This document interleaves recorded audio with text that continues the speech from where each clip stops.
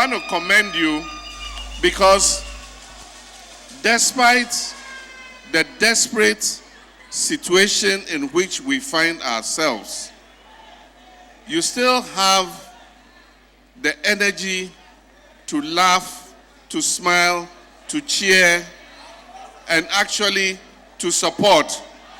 Because what is happening in this country will break any person's back. And so I want to congratulate you and to ask you to keep hope alive. Because that's exactly what they want to do to you. They want to break your backs. They want to break your excitement. They want to break your psychology. They want to break your mentality so that you become a zombie and you have no hope in the future. But it will never happen. The youth of Ghana will rise.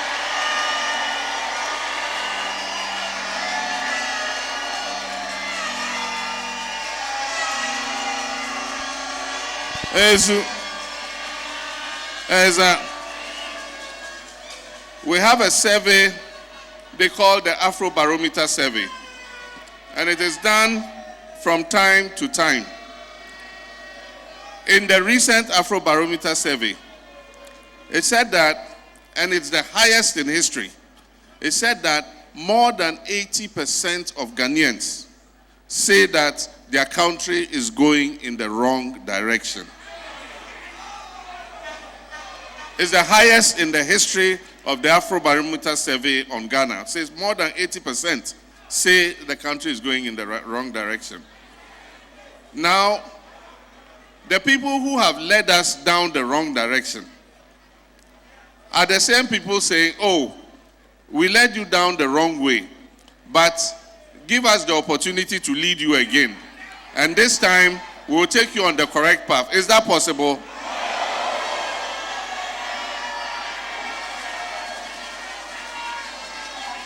There's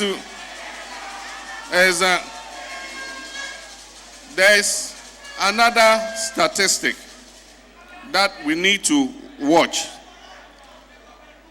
The Afrobarometer survey, in the history of the survey in Ghana, faith in our democracy is at its lowest. Less than 50% of Ghanaians who were asked whether our democracy is working for them said no. It means that in 8 years, what this government has done is not only sent us in the wrong direction, but it has also lowered the belief of our people in democratic governance. But the beauty of democracy is that we get an opportunity to change course. And that is why we hold elections. And so on 7th December, we have the opportunity to make a change of course. And let no one come and deceive you. In 2016, all the promises that were made, it was clear that there was no intention to fulfill those promises. In 2020, they said 4 more for Nana to do more. 4 more for Nana to do more.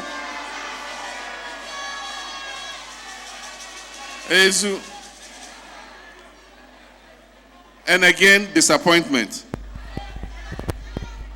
Now on 18th August, I just heard that the presidential candidate for MPP, the Vice President of Ghana, has taken a break to go and prepare for their manifesto launch.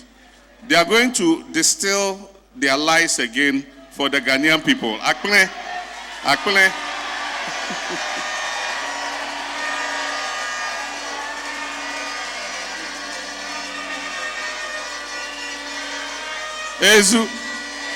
They are going to cook their akple again to come and deceive the Ghanaian people.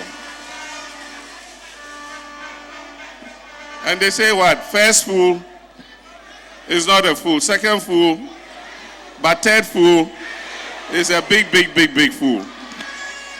And we Ghanaians are not going to be fooled again. And so we have an opportunity to make a change. But let me talk about Volta region a bit. Volta region has been described as the World Bank of the NDC. The reason why it is described as the World Bank is that in 2008, even when Jerry Rawlings was president, but let me use the recent statistics. In 2008, when Professor Mills was elected, he got more than 90% of the vote. In 2016, NDC still got more than 90% of the vote. Now let me jump to 2020. In 2020, we got 84.4% of the vote. And you know what MPP got? They used to get single digits. In Professor Mills' time, they got, I think, less than 4%. You know, in 2020, they climbed to 14 point something percent. And listen to me carefully. It was all on the back of propaganda. They sent people here, came to you, and said, you've been following NDC since your father and your father's father. What have you got? And the propaganda was so powerful that even when the works of NDC were staring us in the face, we said we had got nothing. You see, the difference between NDC and MPP is that we believe in investing in things that will serve you, serve your children, serve your grandchildren, and serve your great-grandchildren. And so, we use the nation's resources to invest in education facilities for you, so that you will go to school, your child will go to school in the same school, your children's children will go to school in the same school, your great-grandchildren will come and attend that same school. We invest in health facilities so that when you are ill, you can go to hospital for a cure. When your child is ill, your child can go to the hospital for a cure. When your grandchildren come, that same hospital will be there to look after them. We invest in extending electricity to your communities. NDC introduced the Rural Electrification Program and the National Electrification Program. And almost all the extension of electricity in the Volta region, that allows you to do industry. It allows our mothers to sell ice water. It allows vulcanizers to work. It allows welders to be able to work. All the electricity extension in the Volta region was virtually done under the NDC administration. We invest in water. Also, when we put money in the Kwando water system so that more people can get water, it is so that people will get water to drink. Your children will also get water to drink. When we put money in the Adidome water system and we distribute it, it is so that more people in this region can get water to drink. When we work on the roads, it is so that we can evacuate agricultural products out of the producing farms. But what does MPP do? In 8 years, they don't bother about infrastructure or anything. What they do is they keep the money. And then they come and pick a few of you from every community. And they empower them financially. And they point at them and say, you see this one, when he joined MPP, you see he has got money. And so when they say that NDC has done nothing, despite the evidence of what NDC has done, then it confuses our minds. And we say, oh, okay, then let's give MPP to another chance. We gave them a chance in 2016. They've been in power for 8 years. What have they done significantly, transformationally here in the Volta region?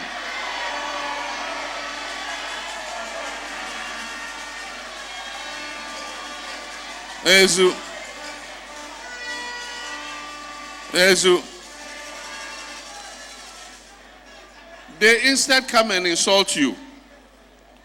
Recently, there have been tidal waves.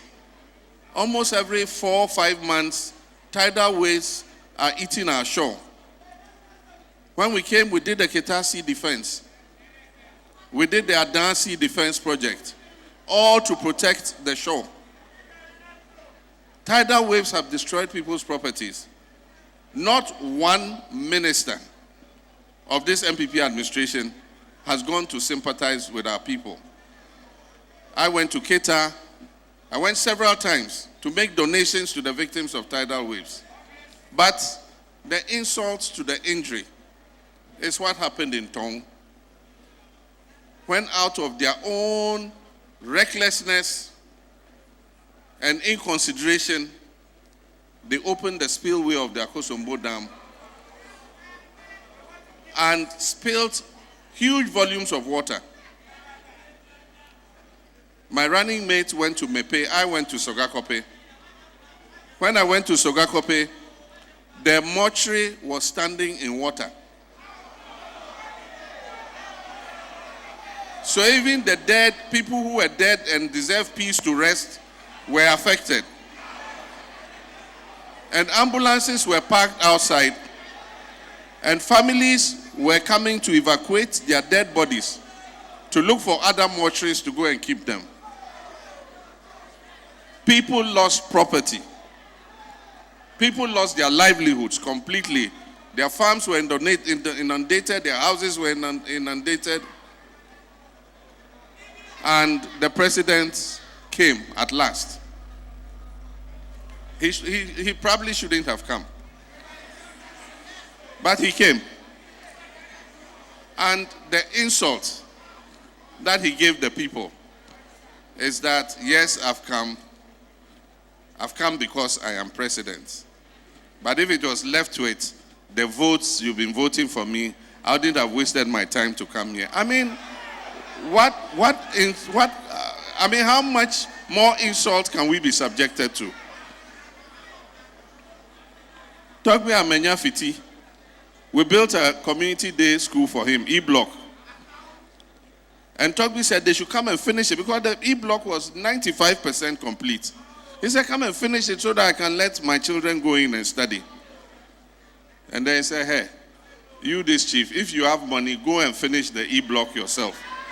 I mean, but you know, for those of us who know them, we knew that that's how they were. And that's why we warned the people of Ghana that these people are deceiving you. When I was in government, incompetent Mahama administration, the incompetent Mahama administration, it became their nursery rhyme. And one day, I had had enough of it, and I said, hey, my friends, you don't know the complexity of governing a country. And so you relax. I'm sure today, if you ask them, they themselves will admit that it's not easy. But you know what they did? The arrogance, the lies, the dishonesty, the rapaciousness, the stealing, the corruption, ajapadia, everything. They packaged themselves nicely and tied themselves with ribbons, and they sprayed perfume on themselves. And they came like wolves in sheep clothing, very humble and meek, visited every church and every mosque, said the battle is the Lord's, and that mere mortals, they cannot fight this battle. The Lord should come and fight the battle for them. You remember all that? And that is the greatest mistake Ghanaians made. And that's why they say elections have consequences.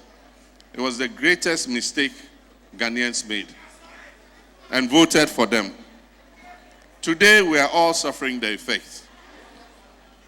I had done my best, and I said posterity will be the judge.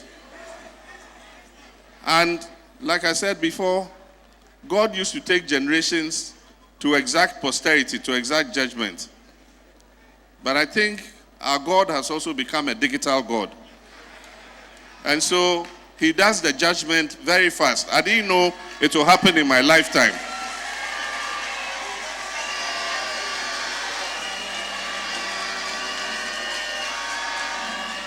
And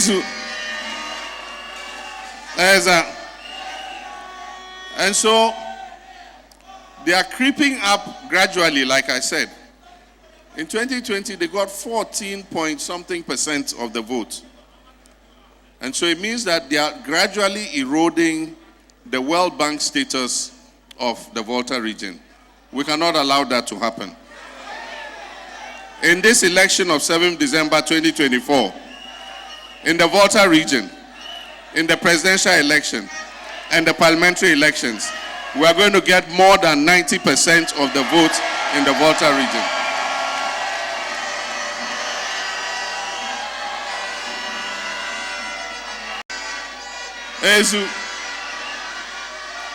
Because this election is about your future. This election is not the ordinary election that we're used to. This election is not NDC MPP. This election is about the future of the Ghanaian youth. And let me tell you why. In 2016, end of 2016, from Nkrumah's time till I handed over to Nana Akufo-Addo, total national debt was 120 billion cedis. And we were prudent in our borrowing. I remember in the final year when we were in office, we went onto the Eurobond market to take 750 million to fill our financing gap. When we went on the Eurobond market, they offered us more than $2 billion. My finance minister, Setekwe, refused to take the money. He took only 750 million. And that we used to pay contractors to continue doing the road projects, the school projects, and all the other infrastructural projects that have an economic and social rate of return.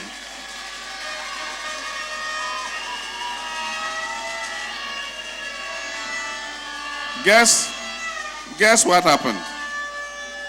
The following year, the finance minister, Oforiatta, came. They went onto the Eurobond market for, I think, 2 billion or so. They were offered more than 3 billion. He took all. And after that, it was borrowing after borrowing after borrowing after borrowing. So that today, the debt that used to be 120 billion cedis, today is more than 750 billion cedis. Now let me ask you a question. Who do you think is going to pay that money? The youth of this country are the ones going to pay that money. Because those who borrowed it, Oforiatta and Akufo-Addo, the age where they are, between them and God, is left small. All of us, the senior citizens, add Baumia and myself to it. Between us and God is left, ours is a little longer, but it's left small. Compared to you, the young people, you have your future ahead of you. Many of you are in your 20s. If God gave us 10 years, that's 70 years, it means most of you have still almost 50 years of life to live. Now those debts they have taken, they've rescheduled some of them for 20 years, 30 years, 40 years, 50 years. And that's why I say who will come and pay them is not these people, it is you that they are leaving that debt for. Ezu. And so, after burdening you with debt, and the point is every country that has borrowed so much has something to show for it. You can see transformation. If you go to a country and they have borrowed almost 600 and something billion cedis, you should be able to see signs of transformation in that country. And yet in Ghana, you don't see it. They must go because nothing is working. Recently, they did a charade. The vice president went to Techiman. A young nursing trainee said, I came to this school 3 years ago. I'm in my final year. I'm writing my exams next week. I haven't received alawa. And he said, oh, I don't know. I have to ask the finance minister. How didn't you know that Alawa has been in arrears for 30 months? 30 months. If you are the vice president and you didn't know that nursing trainees and teacher trainees for 30 months had not received their allowance, then you didn't deserve to be vice president. Because it was one of your core promises. It was a major plank of your campaign. You called myself a wicked person because I cancelled trainee allowances. And it isn't that we cancelled it. We were substituting it with a student loan. And said, look, we want more of you to come into the school, but we restrict it because of the size of the allowance. So let's give you student loans like all other tertiary students so that we can now invest in building more hospitals and more schools so that when you come out, you can get jobs to do.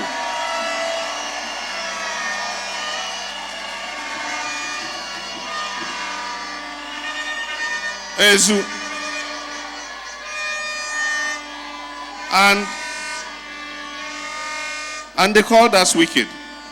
And he said, when they come, we will pay their allowances. And you know both of them slangs. We will pay the allowances. We can't pay the allowances.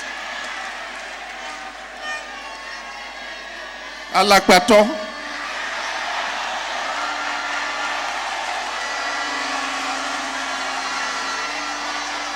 Alakpao.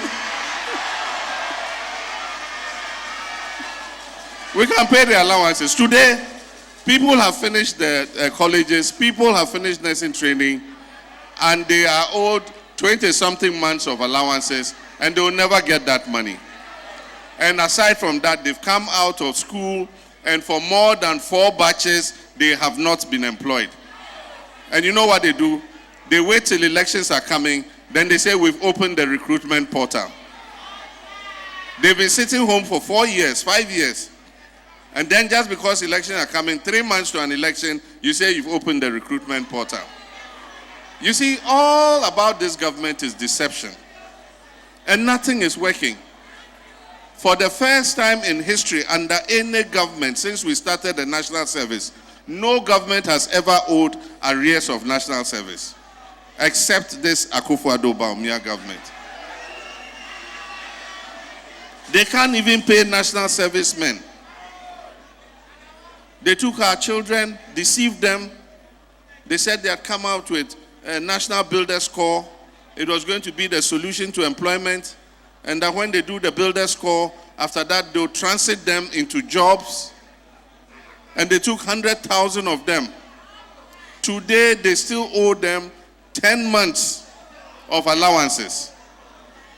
And they won't pay. Because they knew they were not going to pay. And they knew they were just using it to deceive the youth.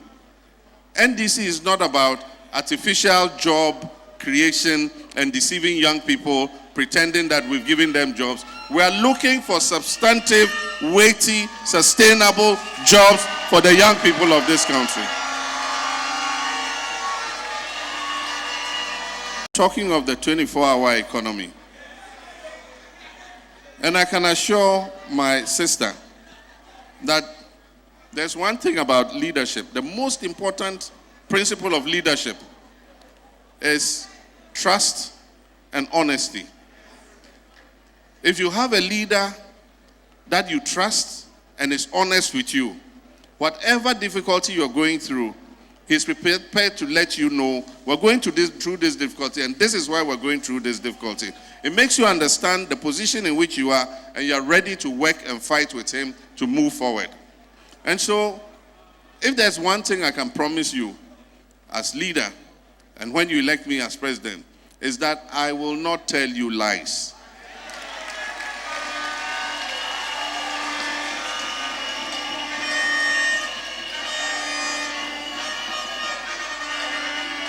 I will always tell you the truth.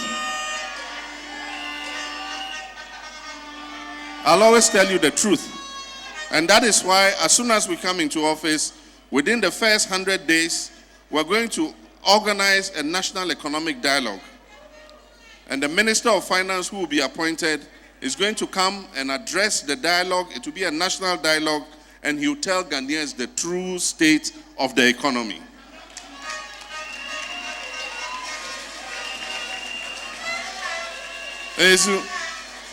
Because knowing this government, I am sure that we will come and find that the economy is in an even greater mess than they are telling us. But we'll look at the books, we'll open it so that everybody can see what is there.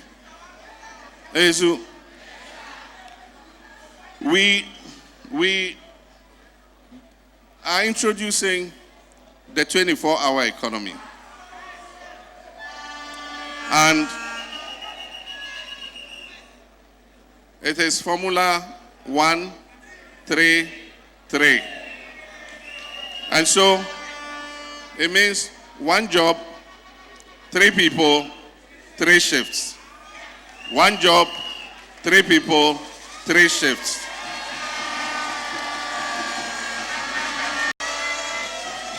And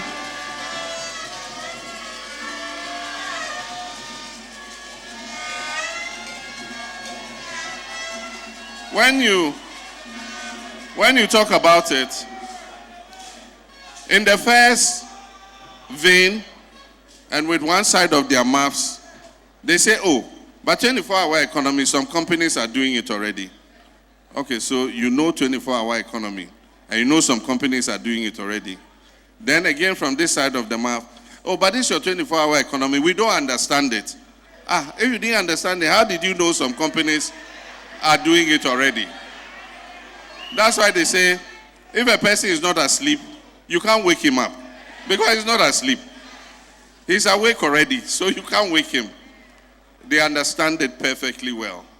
And they know that it is an economic policy that will accelerate the progress of this country. Because right now we're working 8 hours. Most of our businesses, you go at 8 o'clock, you close at 5. At the rate at which we are working 8 to 5, it's going to take half a century to be able to reverse the economic crisis in which we are. And so if other people are walking, we should be running. And that is why all our manufacturers must be giving incentives. The market is there. And it's something that we've done before. When I was president, I gave money to the pharmaceutical industry to expand their production lines. And when we did, they took on extra employees because they expanded their production. And they started to export to Liberia, to Sierra Leone, to Burkina Faso, to Mali. They started exporting drugs from Ghana.